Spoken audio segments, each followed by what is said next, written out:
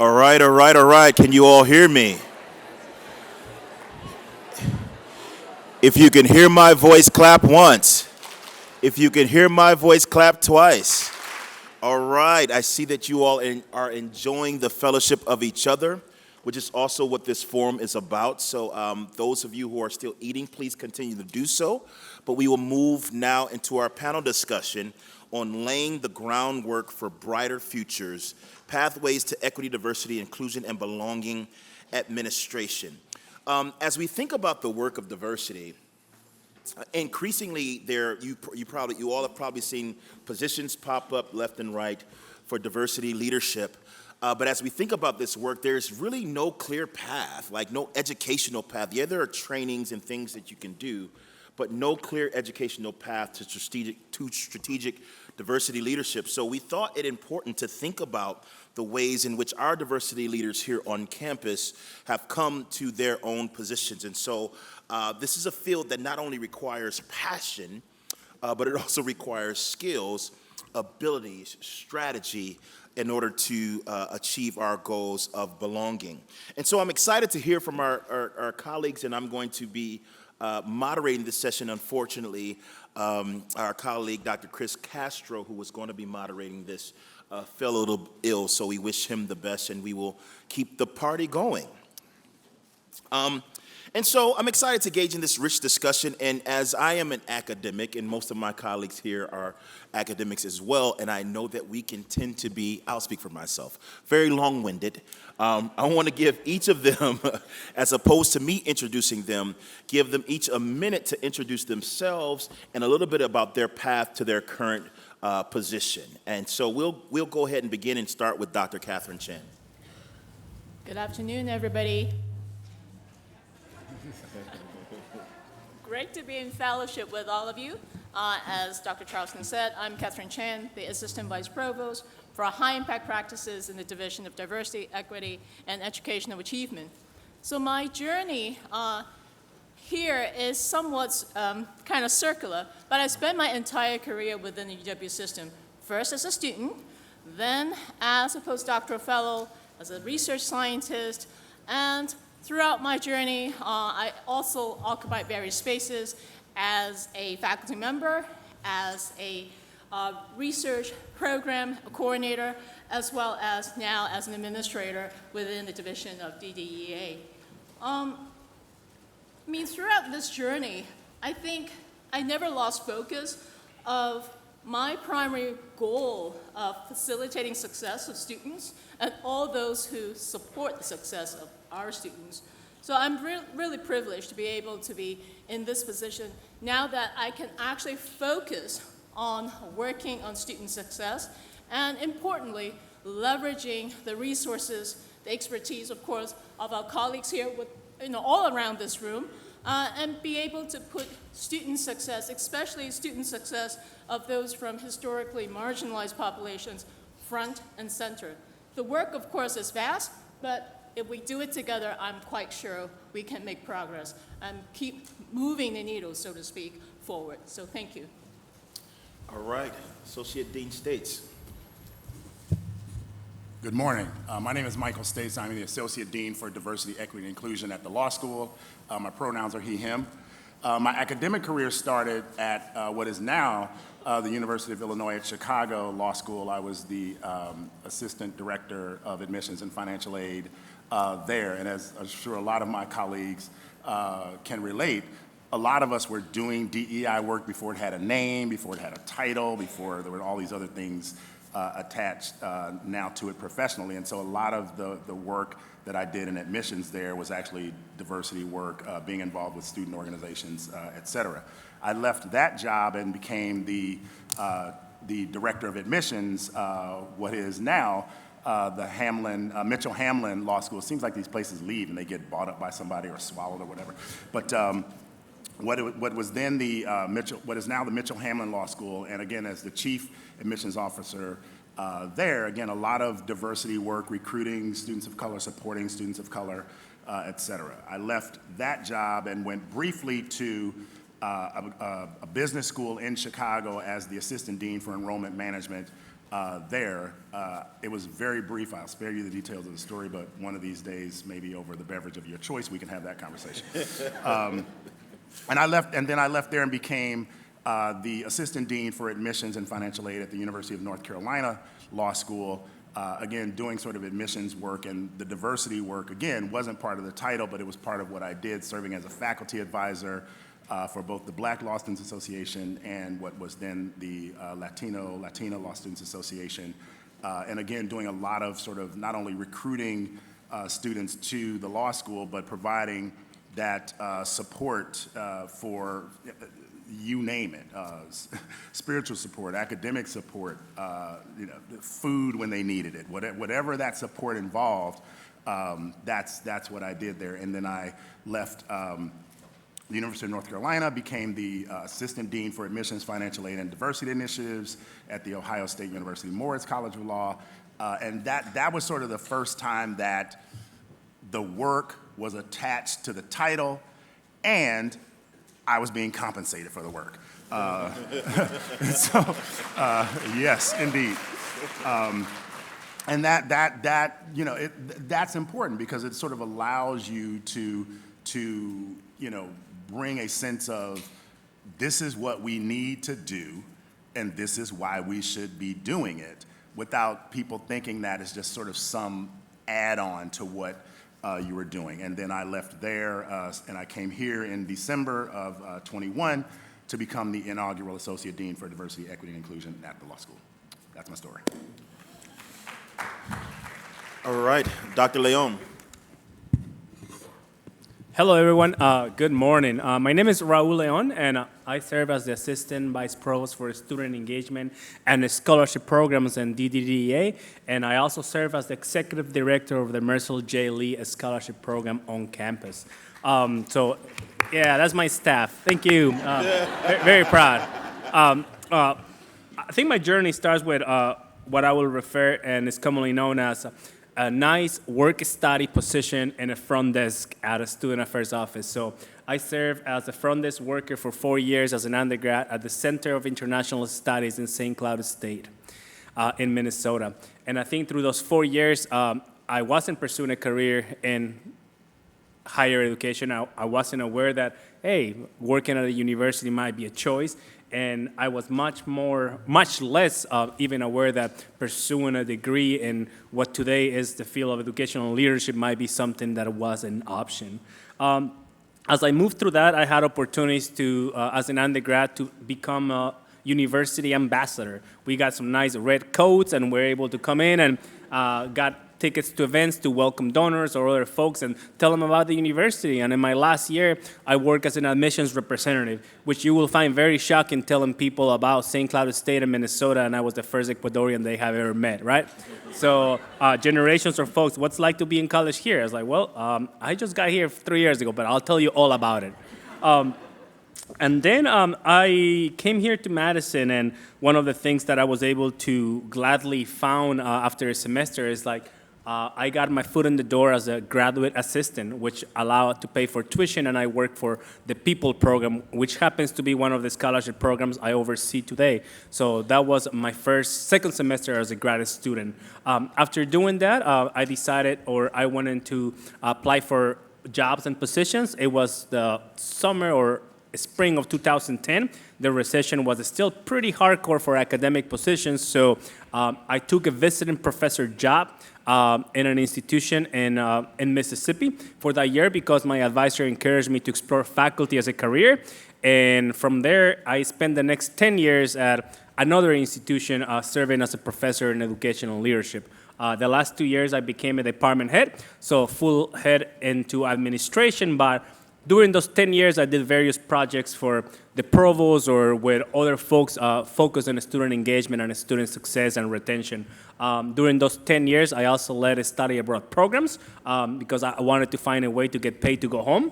So I got paid, and one of my team members, my mom is here, which has helped plan those tours for 10 years with me. So it was pretty cool to work in a team and get to go home every year and show with students that had never been out of the U.S. What I call home. And then I arrived to the division in June, and since June I've been overseeing like literally the most prestigious, iconic, and I think one of the best programs in the nation, which are Posse, Oh My, First Wave. We also have a Mercil J. Lee Scholars programs and the People program. So I get to work directly with a lot of the students that are leaders in their field that come to campus to make this a better place. So it's a privilege. All right. Thank you, Dr. Leon. Associate Dean Bidar-Sielaff. Good afternoon, or no, good morning still. Buenos dias. Shiva Bidar-Sielaff, my pronouns are she, her, ella. And I have like a dual title. So ready, Vice President and Chief Diversity Officer for UW Health and Associate Dean for Diversity and Equity Transformation at the School of Medicine and Public Health. So as you can see by the title, I came to this role to kind of a different path. I actually came to this role starting at UW Health in our actually healthcare delivery system by being the first Spanish interpreter and coordinator for language access. And I came to that role, I know we're supposed to talk about professional experience because of my personal life as a child of immigrant and seeing the importance of language access. Because communication, I knew, was key to everything. And so I came from it from having studied an undergraduate degree in interpretation and translation, and then going to a master's degree in policy, and really thinking about how do I match this knowledge that communication is the most important thing to make sure that we actually understand the good of diversity to make this a profession. So I started there. I moved into different roles within UW Health, all of them new roles. Nobody had ever had the title before, and I still feel like I'm still inaugural in every one of my roles, even at my age, so that feels really kind of like good to me. But I forged a path thinking once we have language access, what else do we need to do to really center health equity, and knowing that representation within our ranks mattered so much for health equity. And also that community engagement and being connected with community really mattered. So I forged a path, different titles that led me to the title that I have today. And my new title as an integrated role within School of Medicine and Public Health and UW Health happened in October of 2021. So I can still say like I'm pretty new at the School of Medicine and Public Health, but I have been at UW Health 25 years this year. So. All right, and last but not least, Associate Dean Wilson. Hi, hello everyone, how you doing? All right. All right. My name is DeVon Wilson. I'm the Associate Dean for Diversity, Equity, and Inclusion, College of Letters and Science. I want to say hello to all my LLS colleagues out there, so need to hear you. Here we go. Thank you. My journey is interesting because, you know, when I think about, I was talking to a few undergraduates, finishing college was the dream. And I think a turning moment for me was when I was asked to become an RA at a small liberal arts college down the road. It was in those late night conversations that I began to understand, you know, of the power of education, but also the barriers that existed, and the power of the peers to begin to solve those problems with my fellow RAs, not knowing where it was going to take me. And so I graduated, and I'm probably one of the few people would tell you part of the journey was when I was asked to return to that college, and I served as the manager for the college pub, a bar. And it's in that space where you begin to understand the tensions. I remember when I brought in music, early day hip hop, and I became, it was an article written on the front of the newspaper. And I couldn't understand the reaction. But I was unpacking a lot of things at that young age that I think have served me today. And then transitioning from that job, I was on my way to take the earnings from the night before, and the vice president for enrollment services, I was wearing a baseball cap, and he heard that I was interested in admissions and wanted me to go have a conversation. Understanding, when you're an admissions counselor, you're gonna be wearing a suit. I was wearing sweats. And it gave me a really good sense about people seeing you and seeing the possibilities. And then working in admissions, really changed my life. A colleague we have here, Andre Phillips, said one time in an early training when I first met him, he said, you have to get your house in order. And that kind of stuck with me in terms of driving my strategy towards what I do in this work moving forward. Moved up in student affairs, became an assistant dean of students, worked with federal TRIO programs, and in that space began to understand the impact of federal policies, but also many of our heroes who pushed these policies early on, and that the impact was much broader than the work you were doing at your institution. And then I had the honor of coming to this institution to direct the Academic Advancement Program, part of our historic 5-year program. And remember being in a conversation with the former director who said their purpose was to eradicate poverty.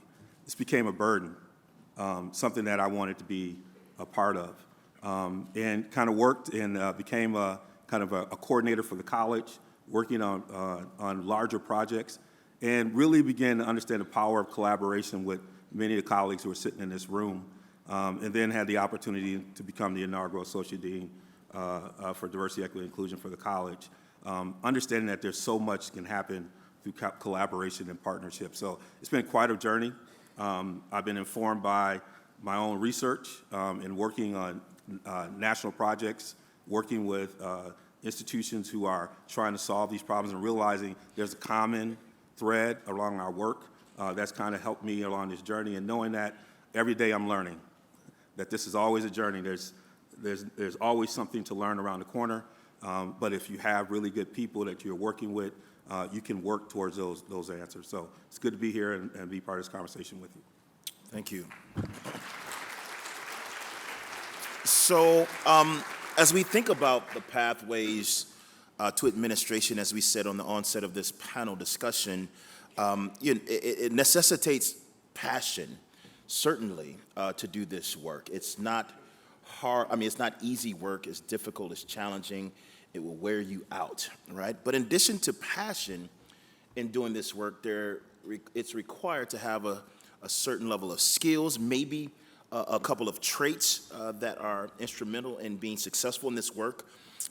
We heard from the keynote that diversity feels like a borderline topic. We're not unfamiliar with that here in the state of Wisconsin and around the world. And so there also necessitates a level of political navigation in successfully achieving cultural change and addressing some of these challenging topics. So I want to talk to Raul and Michael a little bit and ask, what are some of those skills that you need, and what recommendations do you have to build and grow the skills and characteristics that you need to be successful in this field of strategic diversity leadership? And you all can fight over who goes first. It's fine.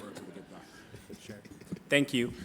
So one of the things that I found in my ability to be able to do this work, but also the need to be able to develop an ability to do this work, was understanding that many diversity leaders really step into institutions where the conversations are disjointed, where there's no priorities, there's no strategy, there's no funding, and the conversations have been going around and around for a few years, and there's no plan. So my dissertation actually dealt with chief diversity officers. So it was one of the first dissertations to write about the topic. And when I was here in Madison, I recall that one of my first engagements with the Diversity Forum was that I actually got to drive the keynote speaker from the airport to campus. I thought it was cool. Why? Because I had been reading about that person in my classes. And I was like, I get to drive him and tell him, like, hey, like, your name is printed in here, and I read your article, right? So thinking about that skill, I really noticed that as I learned more about D&I, I was engaged, but I did not want to serve in an admin position as, for instance, a CDO. People will ask me, it's like, hey, you wrote about it, and you have your PhD, you have experience. Why aren't you applying for it? I was like, I don't want to get burned out. Like, I'm good. Like, I have a faculty job. I can do what I want when I want. Like, a lot of my colleagues are suffering across the nation to complete this work. But I also then felt, the more I learned, I felt more empowered as I learned for the ability to be able to do transformational work. And that is when it comes to, like, well, it becomes a calling. Like, if you have the desire, the sincerity, and the passion, and all of that now resonates with the skills that you have built, it becomes more natural to be like, I'm ready to serve. And I think that's how I felt when I saw this job posted to be able to return and do some of the work that I was doing in pieces and in different venues. Some of the characteristics that I have seen written out there, because now, fortunately, there's a lot of literature that also prepares you to be a D&I person, right? It tells you, like, some of the skills that you need might be to be politically savvy. You might need to be a strategic. You need to be tactful. You might have to be analytically inclined. You might need to be a change agent. You might need to be an entrepreneur. You might need to be an advocate. And I think the more and more I engage with daily work, the more and more that you resonate that you do have to have a lot of those skills, because you come into situations, problems, and sometimes great things that necessitate different angles. And you do have to be two things that I think above all: creative, innovative, but also remember that you're working with people. And working with people is super difficult, but very rewarding. Yeah.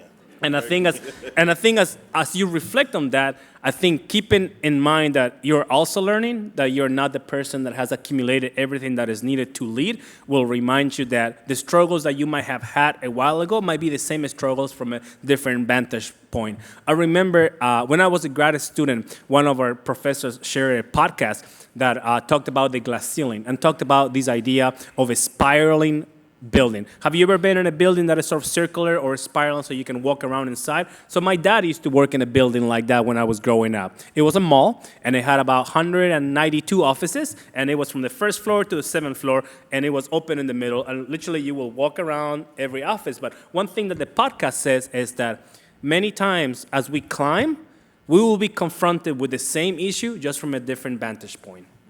Like the same fountain in the middle of the mall looked very different from the first level than from the 7.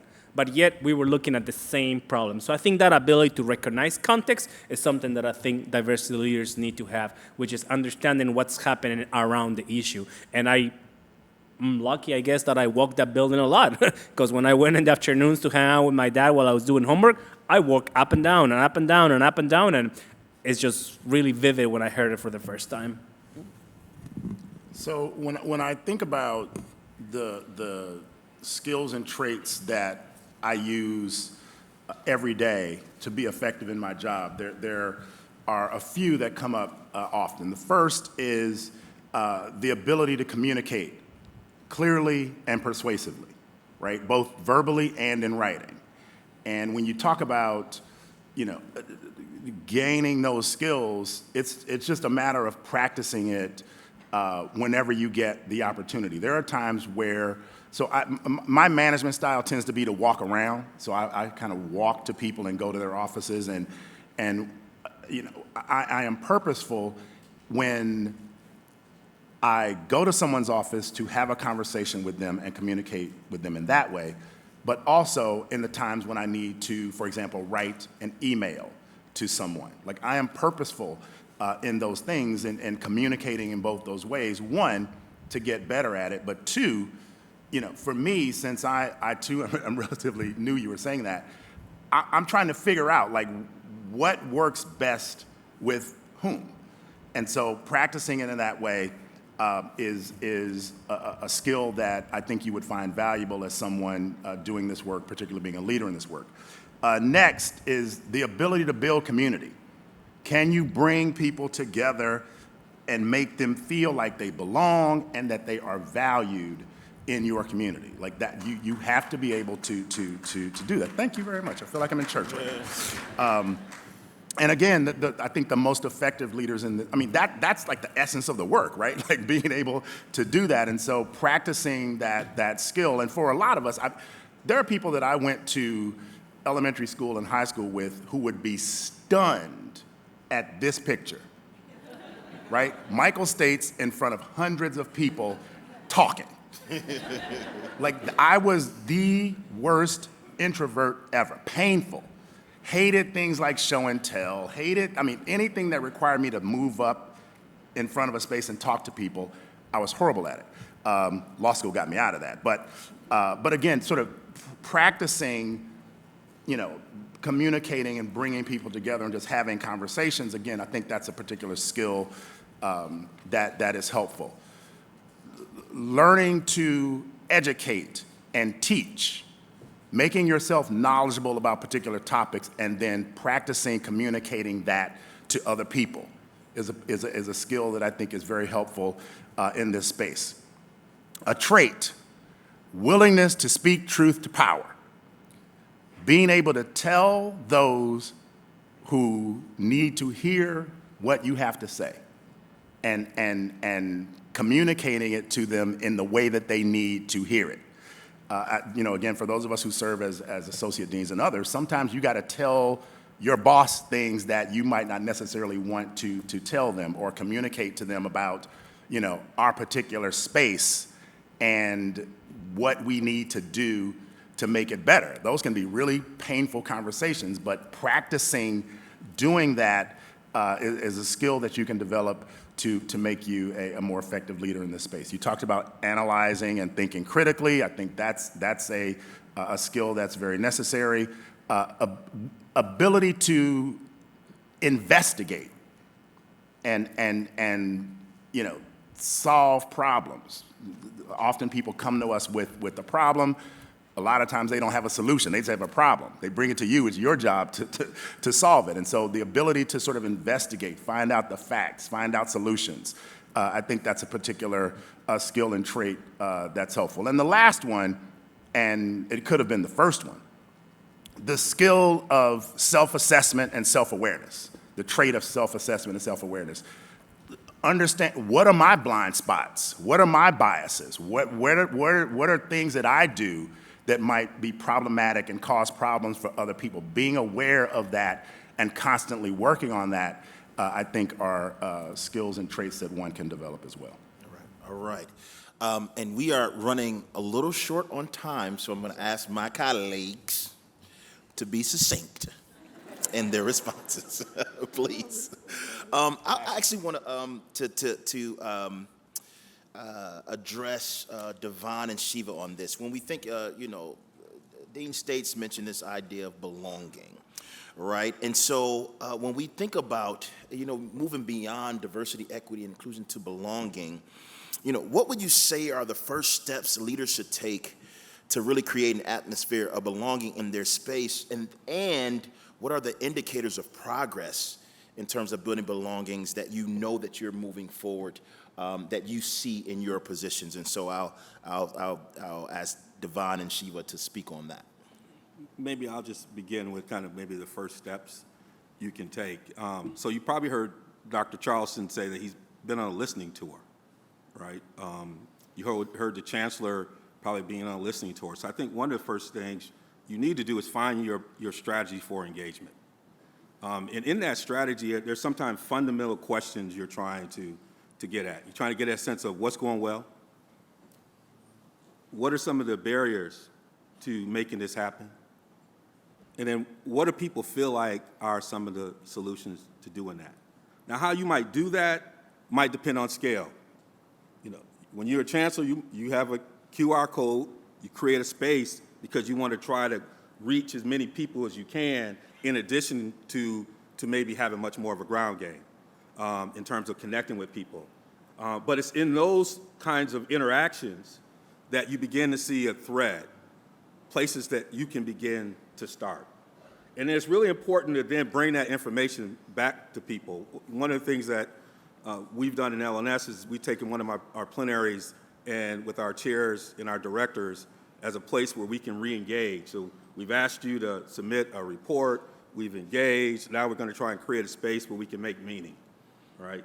You can make meaning and then figure out where are some of the places where you can begin to move the work forward, right? And so a lot of times I try to think about how do you identify just some lawn chair, things that could be moved without making any changes, like real budgetary investment.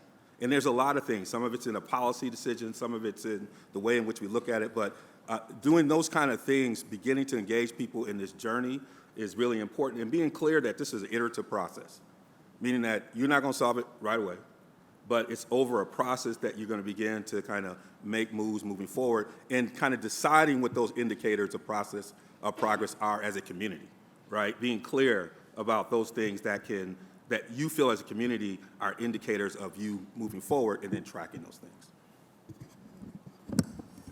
I promise to be short. So I'll add one other thing to that perspective, which is the way that you show belonging and that you really believe in it is that when the rubber hits the road, when the incidents happen, you actually demonstrate that you're going to be doing something about it. And I think that oftentimes we talk about belonging, and we kind of, again, just like we talk about diversity, equity, and inclusion, incidents are going to happen. I don't have, for example, as the Chief Diversity Officer and Associate Dean, a magic wand to make racism disappear.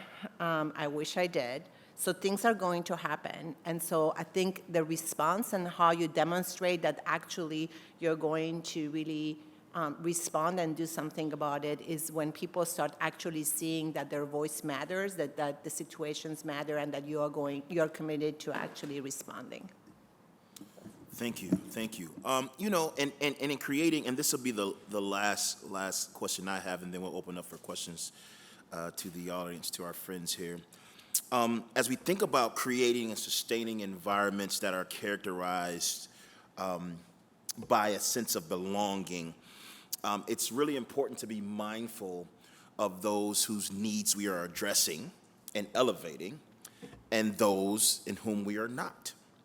And so as we think about that, you know, as we continue to prioritize or deprioritize varying levels of difference, how do we center the needs of groups that have been persistently marginalized, at the same time holding on to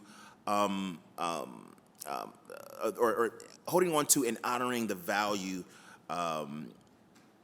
that we're doing this for everyone, right? We talk about this being for everyone, and so that's different levels of intersectionality, varying levels of difference. How do we hold on to that while still uplifting those who have been historically marginalized in order to create a sense of belonging? Dr. Chan. I mean, it's obvious that for those of us who care about and do the work of DEIB, that elevating the voices of those marginalized is really, really core to our work.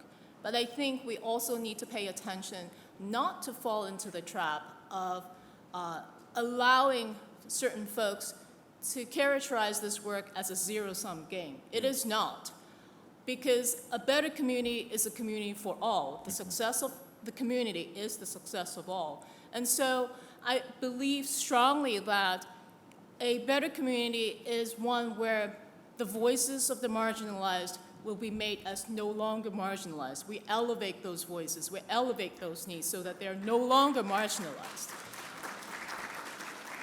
Thank you. And if we can find those common threads, if we can actually find ways of communicating to the larger overall community that this is what we're working towards, this meaning that the overall good of the community is what we are working towards, that it is not a zero-sum game. We are not taking away something from one group and giving it to another. Whereas actually we are actually lifting up everybody. I believe we can find those common threads. We can find those common goals and be working towards that, you know, that ideal together. Obviously, we're working with people. People have emotions, people have priorities, and I think creating those safe spaces to allow people to come together, to genuinely come together and have those dialogues and work towards that common goal is going to be important. So this is obviously not the work of one person or one group, whereas I think we need to find those folks, those resources to really make those spaces and make the time for that genuine dialogue for us to come together. Thank you. That's good. That's good. In the interest of time, obviously we could go on forever, and I have a million questions because I care and am very passionate about this work and how to do it well. It's really important to me, but we want to go to some audience questions, and I'll first provide Dr. Howells over there, who will have the microphone, but I want to read one question that came from online. One question, and I think this is to Michael, I believe. Given the rapid and broad implementation of DEI policies across the university, do you not consider people in your position to be the power to which truth might be spoken. Absolutely. I mean, and we have to be willing to hear that, right? Like you have to be open to hearing what you could be doing better, what we as, the chief diversity officers or whatever that role is, you have to be open to hearing what it is that you could be doing better, hearing what you are not doing, right? So I absolutely agree with that. But the next step is I have to be willing to go to the dean and say, this is what I heard we need to be doing. In some cases, it's what I heard you need to be doing. And being willing to have that conversation. So absolutely, as part of the administration, I am well aware that I am part of the power structure. But at the same, so being willing to listen and accept criticism or accept advice, absolutely. And then I have to be willing to deliver that to those who can truly make change. Yeah, Dr. This question rings a special tone just because I just wrote a little bit about it lately.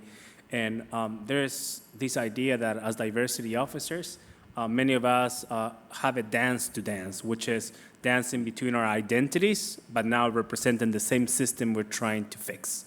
And I think many times you will find yourself in pushing for something, but at the end of the day, yeah, you get paid by the system. You are here representing an administrator in meetings. And I think reminding yourself not to lose yourself within those identities, but also don't to lose yourself amongst the world and being true to that idea of finding yourself as to what kind of dance partner are you being now that you've been actually asked to dance another song. And I think sometimes that other song is the tune of administration. Sometimes it's the tune that a student demands. Sometimes it's the tune of a staff or incident. So understanding that the music will continue to play is like, have you learned how to dance? But also is like, are you sort of enjoying like those additional moves that you have gained, right? I like metaphors. It help me think. Are there questions in the room? I have a question. Ida Balderrama Trudell, she, her pronouns. I'm currently the Director of Equity and Innovation at Overture Center for the Arts, but I've been affiliated with UW for a little over 20 years. And I'm glad to be here with y'all today. Just as a plug for one of our resident companies, go watch Feeding Beatrice by Forward Theater. My question, and actually my dissertation work, is about women of color who work at PWIs and their experiences with self-care, wellness, mentoring, and how that relates to their transitions, specifically in mid to senior level positions. So my question is for Shiva and Catherine. What is something that we can do to support women of color as we are asking them to do this work and transitioning them to these roles that is very strategic and very concrete?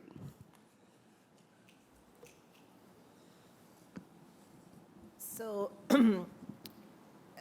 you said one thing, and so it's making my head just go like, wow, what are all the things that we can do? I think the first thing we need to do is recognize what you just said, right? Like, again, we were talking this morning about the intersectionalities and the importance of all those different identities. And I think recognizing that there is this woman of color intersection, it has its own many layers of intersections and challenges and barriers that have been built against systemic barriers that have been put before us. So I think recognizing it, I think the issue of really also creating these kind of circles of support and wellness are really important. I can say that for me, the only way that I am able to do the work that I do on a daily basis is because I have a literal sisterhood of women of color who surround me every day. And so I think allowing those spaces to also exist for us are really extraordinarily important. And also I think dismantling these conceptions that there is about what womanhood means. And I'll say that as, somebody who made the decision not to have children, and oftentimes just like, I feel oftentimes erased from the existence of womanhood just because of that choice. Yeah, thank you, Shiva. I completely agree that the system of support is paramount. I mean, it's paramount to everybody, right? But especially if one considers oneself to be of a minoritized group is even more important to find those systems of support, to find allies wherever you can find them. It could be another woman of color. It could be actually somebody of a slightly different identity. I'm one who welcomes all sorts of support, and I think the more we have, the more support, the more mentors, the more network of support and mentors we have, the more successful we can be, because we never know what we need at any given point in time. And I certainly give my students the same type of advice. Find your support, find your allies, and in turn, pay it forward. Be the mentor, be the support that others need. Dr. Brown. My name is Marcus Brower. First of all, thank you for all the important work that you're doing. Second of all, I wanted to know, how do you evaluate the different initiatives and measures that you implement? How do you know that they work or maybe don't work? Like, what role do data play in your daily life, and what are your indicators of success? Can you give advice to other administrators on what they should be using as indicators of success? Thanks.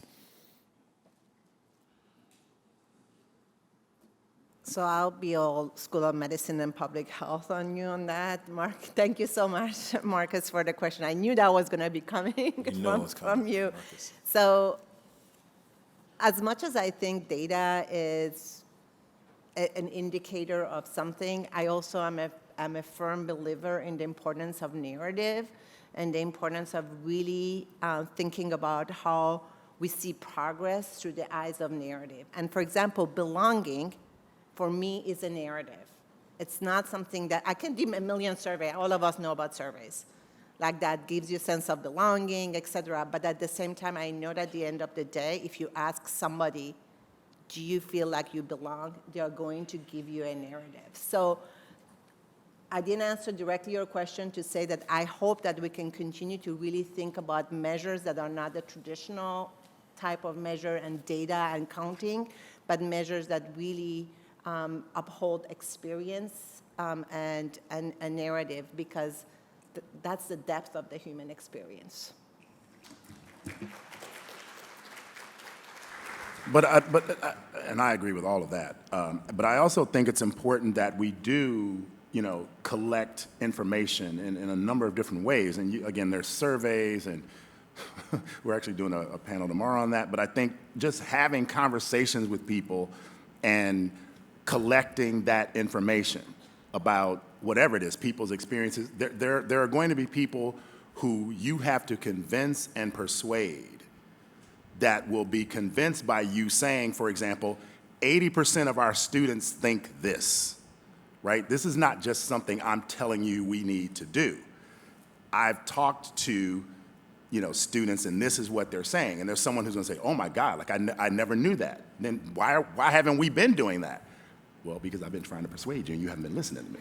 So I do think it's important that we collect data in a number of different ways, including getting people's narratives and sort of collating and tracking that information.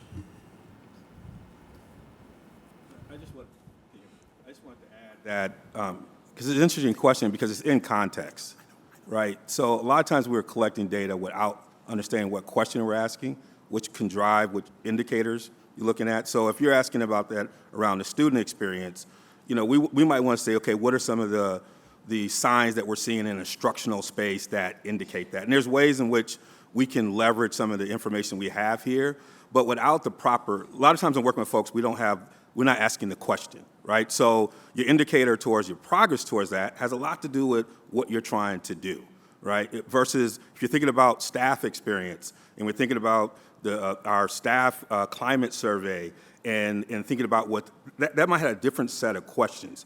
And the other part about this, which might be a plug for for Dr. Charleston, is you also have to drive it from an institutional context. So, as we think about our next generation of our diversity framework and plan, those indicators will be much more institutional indicators that we can draw. So that's part of it. So your question is a lot by context. If you think about students, there might be different indicators in terms of persistence in spaces where we don't see representation through some of our efforts. that could be, if we're thinking about broadened participation in STEM. But in that, we also have to understand what is the educational experience with that. So we may see some progress, but we may be seeing, there might be a whole bunch of climate-related issues happening there that we have to take a deeper understanding of. And so, you know, a lot of it depends on context, which group you're thinking about, and then where that strategy goes. So I want to kind of frame that so people are saying, well, what are the indicators? It depends on your context. Faculty development, faculty recruitment and retention, those things will have a different set of indicators and context. Okay, that we are at time. Crystal's gonna kill me.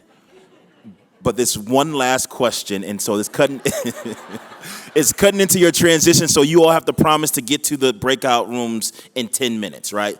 This question I want to ask here because the field is growing and there are tons of folks who want to go into this space.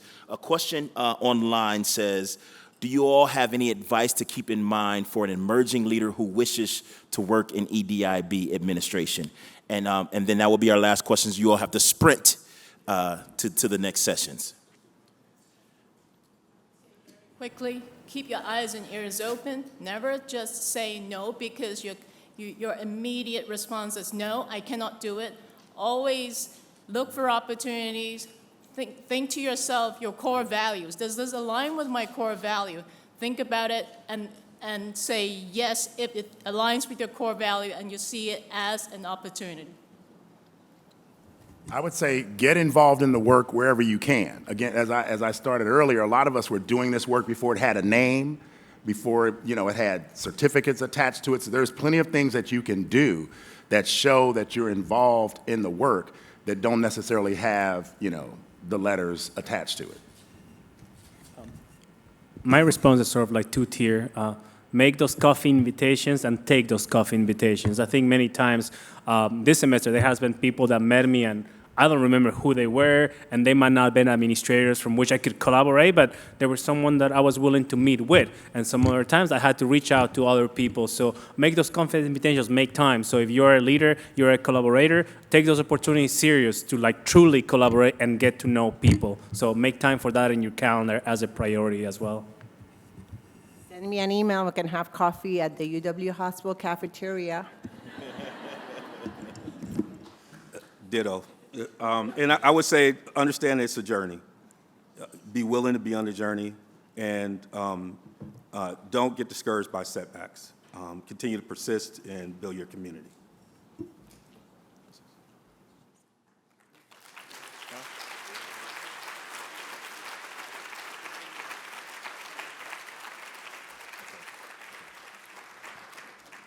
As we're transitioning, we've just been made aware that 3 football players were shot at the University of Virginia. So let's keep our prayers in mind. Gun violence, senseless gun violence seems to be on the rise, and as we continue to do this work and uphold our community, let's keep these folks in our thoughts and in our prayers. Special place in my heart. I'm not this big for no reason. I actually played football as well too. So have a great passion for student athletes and the leaders that they are and can become. So as we transition, let's keep their thoughts and prayers in our minds, please. And so, yes, so 12:30, breakout sessions start at 12:30. We're going to be talking about topics ranging from reclaiming, imagining, reimagining, as well as facilitating change, and these promises to be engaging activities and sessions. So see you all there. Starts at 12:30. Transition.